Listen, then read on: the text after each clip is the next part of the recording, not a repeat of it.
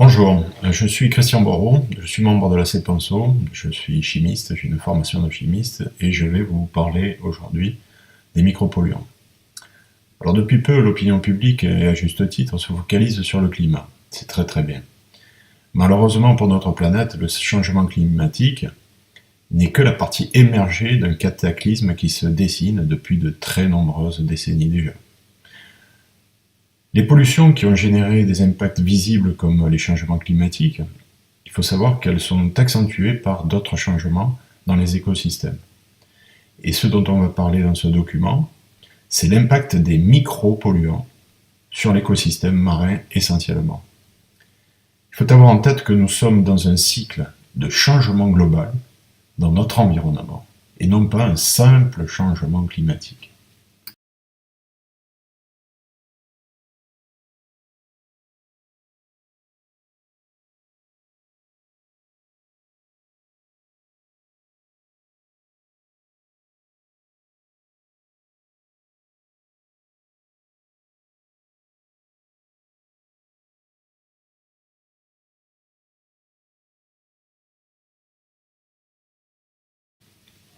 Avant de commencer à parler des micropolluants, je tiens quand même à faire un petit zoom sur le changement global, qui est mis en évidence par le développement de zones hypoxiques, c'est-à-dire des zones à faible teneur en oxygène, appelées aussi zones mortes.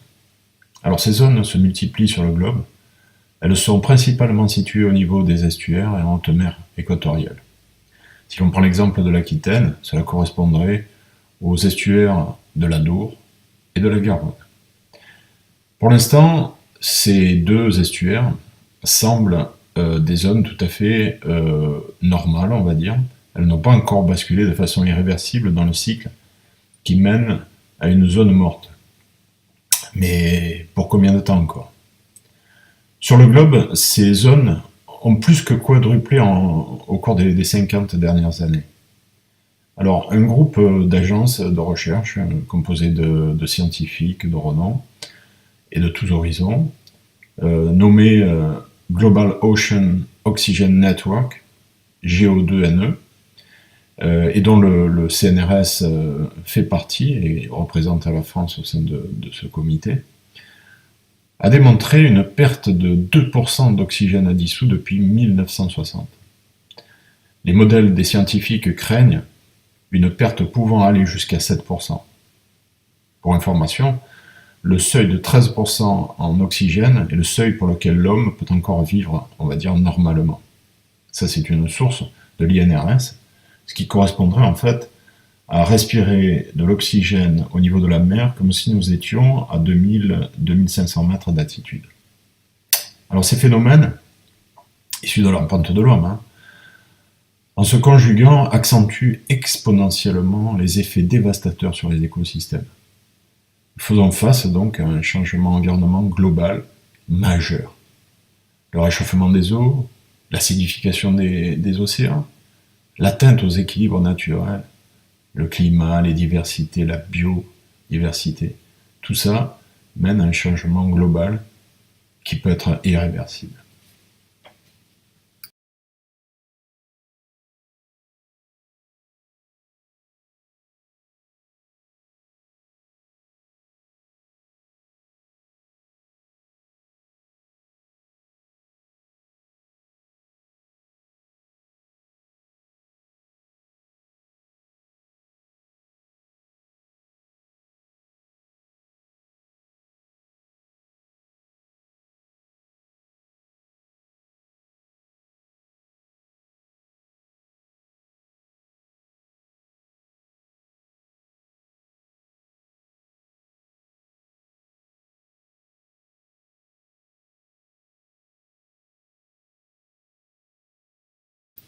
Pour parler des micropolluants, il faut parler également des macropolluants. Les macropolluants et les micropolluants sont avant tout des substances chimiques.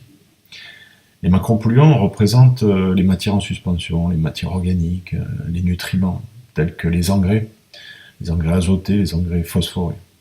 Et donc l'activité humaine, l'industrie, l'agriculture, les rejets domestiques, et même les eaux de ruissellement, accroissent les concentrations en macropolluants. Les micropolluants, eux, sont des substances chimiques, mais toxiques à très faible concentration. C'est la grande différence avec les macropolluants. Des dizaines de milliers de substances chimiques sont présentes dans l'environnement, mais 900 d'entre elles sont suivies uniquement. C'est peu, mais ce sont les plus dangereuses. Ainsi, si l'on remonte 50 ans en arrière, les pollutions étaient industrielles, ponctuellement de grande ampleur, mais étaient dues à une problématique collective. Aujourd'hui, enfin depuis 20 ans quand même, les pollutions peuvent être attribuées à un mode de vie basé sur l'individu, ce qui rend les pollutions diffuses, bien que tout aussi toxiques, et voire même plus qu'avant. Les émissions domestiques rejetées dans les canalisations, telles que les cosmétiques, shampoing, gel, douche, crème dermatologique, etc., mais aussi les médicaments, tels que les antibiotiques, les lessives et autres détergents industriels contribuent à une pollution dite diffuse, mais d'une extrême toxicité. Cette toxicité polymorphe est avant tout à considérer sur les organismes vivants, car à faible dose, générant une bioaccumulation sur ces organismes et une persistance dans le temps. La prise de conscience du grand public et des institutions sont réelles, mais les actions correctives tardent à venir.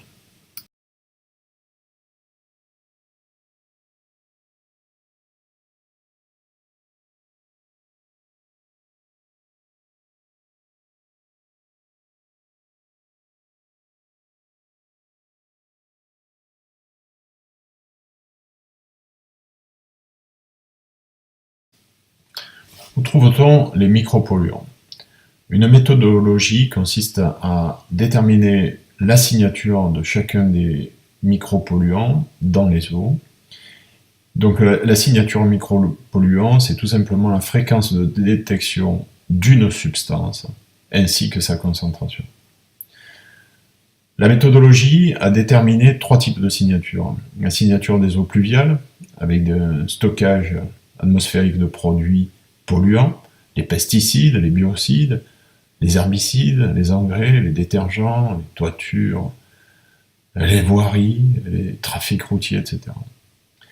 Une signature des eaux usées, qui correspond au rejet des industriels, de l'artisanat, des résidus pharmaceutiques, des produits d'entretien domestique, les produits industriels, les produits cosmétiques comme le gel douche et les solaires.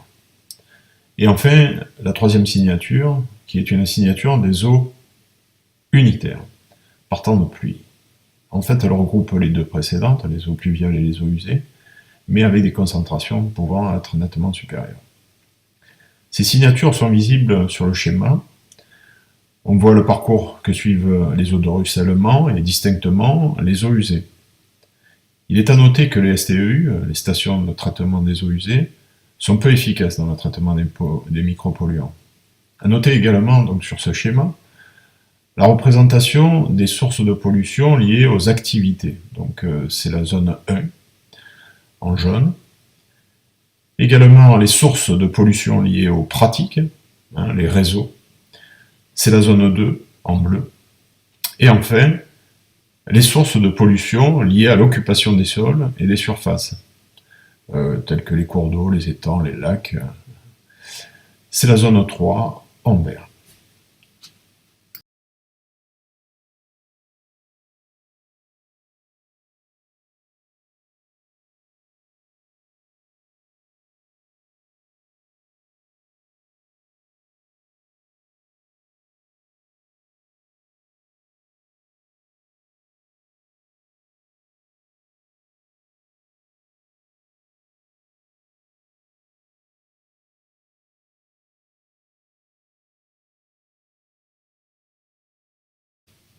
Voyons maintenant la toxicité et les risques sanitaires des micropolluants.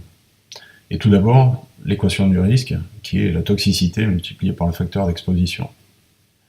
Alors, en gros, au plus vous êtes exposé à une toxine et à sa toxicité, au plus vous risquez pour votre vie.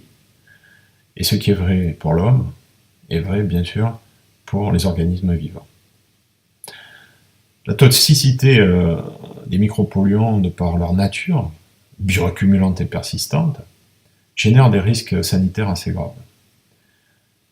Ces substances ne sont pas des constituants habituels des organismes vivants, il faut le rappeler. Donc ces organismes vivants, s'ils ne meurent pas, concentrent les substances et la chaîne alimentaire en est durablement affectée. Et pour rappel, l'homme est en bout de chaîne.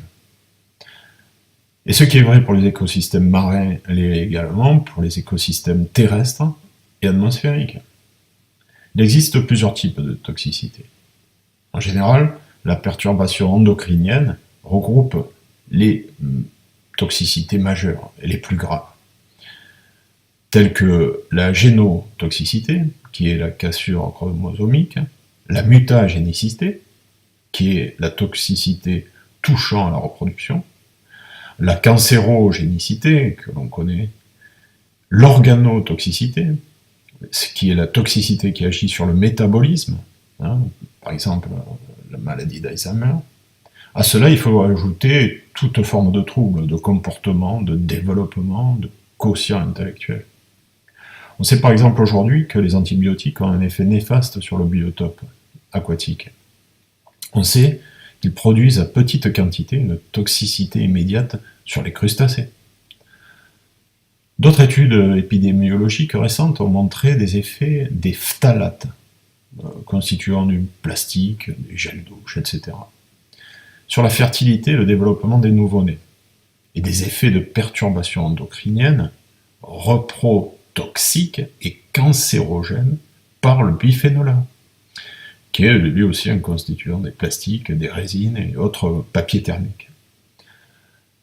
Enfin, une autre étude sur la surveillance des milieux aquatiques a montré que les rejets urbains partant de pluie comme partant sec ont un impact préjudiciable sur le compartiment algal.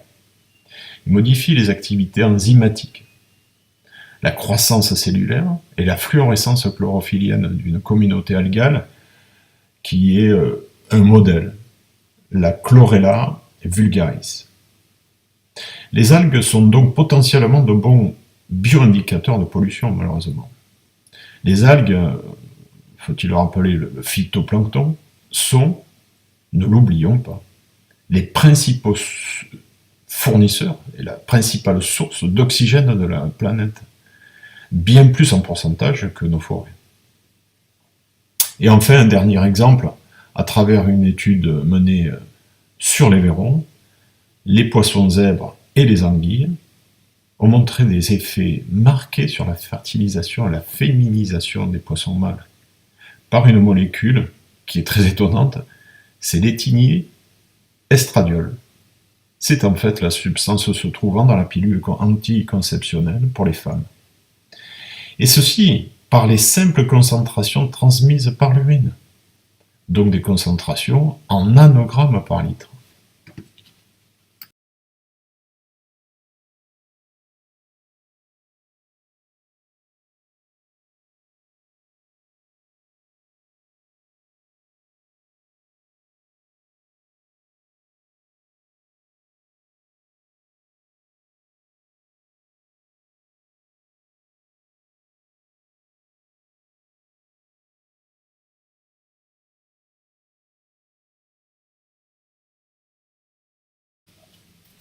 Il est une catégorie de micropolluants pour lesquels les pouvoirs publics sont de plus en plus vigilants, ce sont les tensioactifs. Alors qu'est-ce que c'est qu'un tensioactif ? Appelé aussi agent de surface, c'est un composé qui modifie la tension superficielle entre deux surfaces. Les composés tensioactifs sont amphiphiles et formés de deux parties. Une tête polaire soluble dans l'eau dite hydrophile, et une tête apolaire qui, elle, n'est absolument pas soluble dans l'eau et qui est donc lipophile. Alors, de par leurs propriétés physico-chimiques, ils vont avoir le pouvoir, les hydrophiles, de mouiller une surface huileuse pour la rendre plus facilement nettoyable. Malheureusement, ils sont à l'origine de graves atteintes à l'environnement et à la santé humaine. Un tensioactif peut être utilisé en tant que détergent, émulsifiant ou hydratant. Donc, vous voyez le scope d'utilisation. Les tensioactifs pétrochimiques sont toxiques pour l'environnement et l'être humain. Ils sont présents dans de très nombreux produits courants, et c'est ça qui les rend encore plus dangereux. Sous différentes formes. Vous avez 4 formes de tensioactifs. Le premier, tensioactif cationique, désinfectant domestique, industriel et hospitalier. Donc c'est un bactéricide puissant. Le second, tensioactif anionique, c'est le plus courant. C'est certainement le moins coûteux aussi, c'est peut-être ce qui explique cela. C'est un détergent qu'on utilise dans les lessives, dans les gels douche, etc. Le troisième, c'est un amphotère.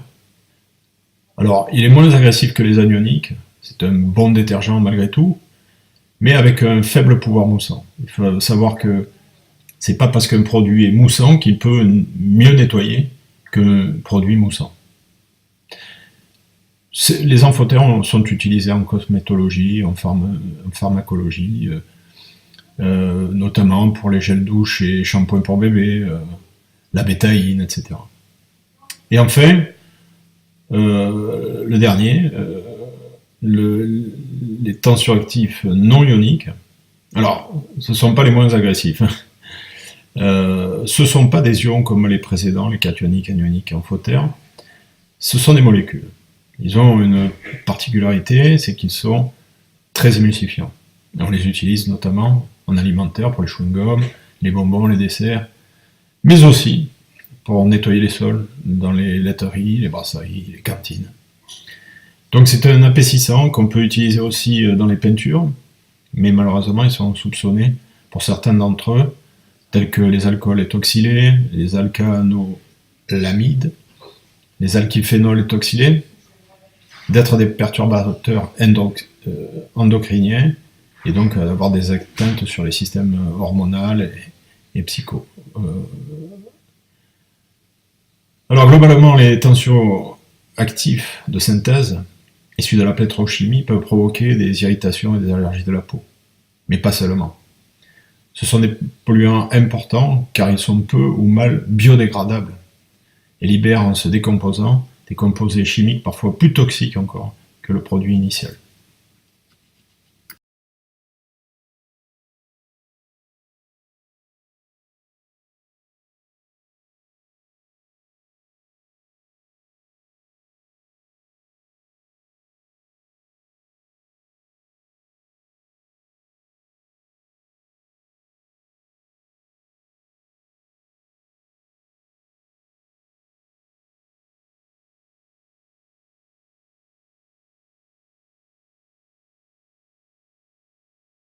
Quel est l'impact des tensioactifs? Alors on l'a vu, les impacts des micropolluants sont de tous ordres et touchent tous les écosystèmes, terrestres, atmosphériques, marais. Eh bien il en est de même pour les tensioactifs. Si on observe bien la photo de gauche, qui correspond à l'estuaire de l'Arno, en Italie, en Toscane, on voit bien l'action combinée des tensioactifs avec le vent. Le vent soulève le tensioactif, le fait pénétrer dans la forêt, et le tensioactif s'imprègne sur les cuticules des arbres. Et ainsi, il fragilise ces cuticules face aux agressions salées de la mer. La protection naturelle donc des cuticules est ainsi annihilée, et le sel, petit à petit, tue les végétaux. De même, pour la photo de droite, on voit l'effet combiné des tensioactifs avec l'air, qui produit une émulsion, qui peut être générée par une tempête par exemple. Eh bien, ces mousses constatées dans les eaux de surface sur le littoral contiennent des concentrations très élevées en agents tensioactifs. On parle en effet de milligrammes par litre, alors qu'on devrait parler de nanogrammes par litre. Voyez maintenant les HAP. Donc, ces hydrocarbures aromatiques polycycliques sont considérés comme les tensioactifs parmi les plus toxiques. Ils sont très toxiques de par leur bioaccumulation et aussi par leur persistance. Ils s'accumulent par exemple dans les tissus des organismes marins.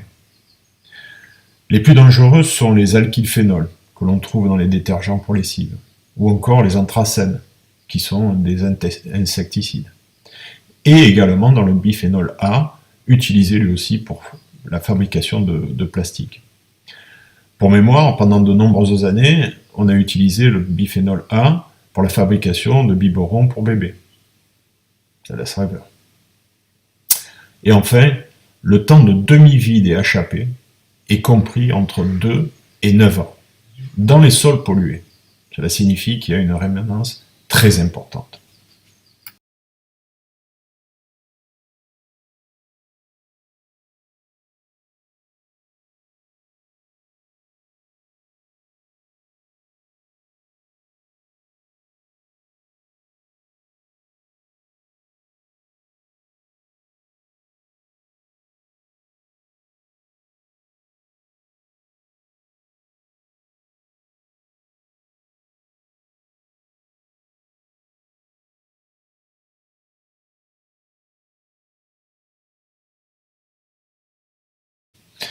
Abordons maintenant les stations de traitement des eaux usées, STEU, anciennement appelées stations d'épuration. Effectivement, on ne peut plus parler aujourd'hui de stations d'épuration puisqu'on sait pertinemment qu'une grande partie des micros et des macropolluants ne sont pas ou très mal traités par les boues constituant une STEU.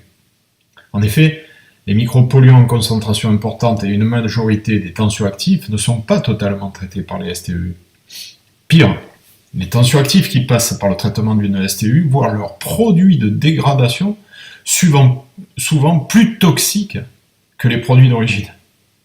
Ainsi, par exemple, le glyphosate, qui n'aurait aucune action sans un tensioactif hydrophile, donc anionique, celui-ci lui permet d'adhérer à la mauvaise herbe. Les gens qui commercialisent le glyphosate disent de lui qu'il se dégrade complètement. Certes, mais en produisant de l'AMPA, acide aminométhyle phosphonique, la molécule la plus détectée aujourd'hui dans les cours d'eau français, et qui génère en se dégradant à son tour du phosphate, et qui donc vient accentuer l'eutrophisation par un excès de nutriments. Sans compter le tensioactif qui l'accompagne, qui en se dégradant lui-même formera un micropolluant bioaccumulant et persistant.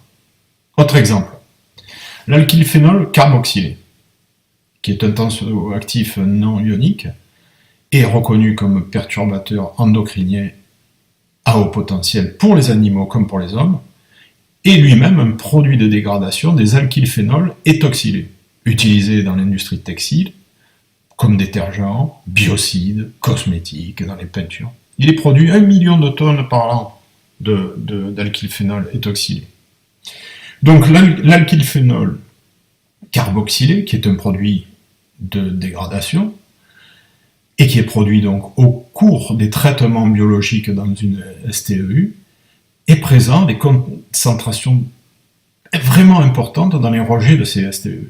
C'est un produit classé bioaccumulable et persistant.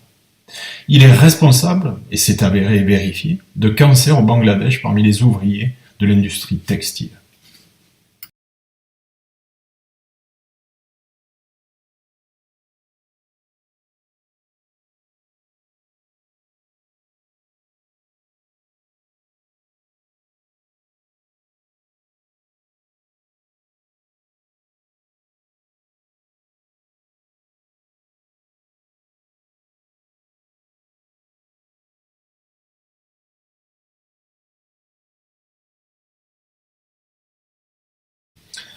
Mais alors que pouvons-nous faire pour diminuer drastiquement les rejets de micropolluants et de tensioactifs? Eh bien, encore faut-il connaître les véritables dangers afin d'obtenir la motivation nécessaire pour l'action. Il faut que les gens sachent qu'ils payent pour des stations d'épuration qui n'épurent pas l'eau. Ensuite, la pollution industrielle, il faut un contrôle beaucoup plus strict des rejets. Tout doit être institutionnalisé afin d'établir une cartographie des pollutions et ainsi agir de façon efficace. Il ne s'agit pas de punir, mais d'aider les pollueurs à trouver des solutions viables sur le long terme.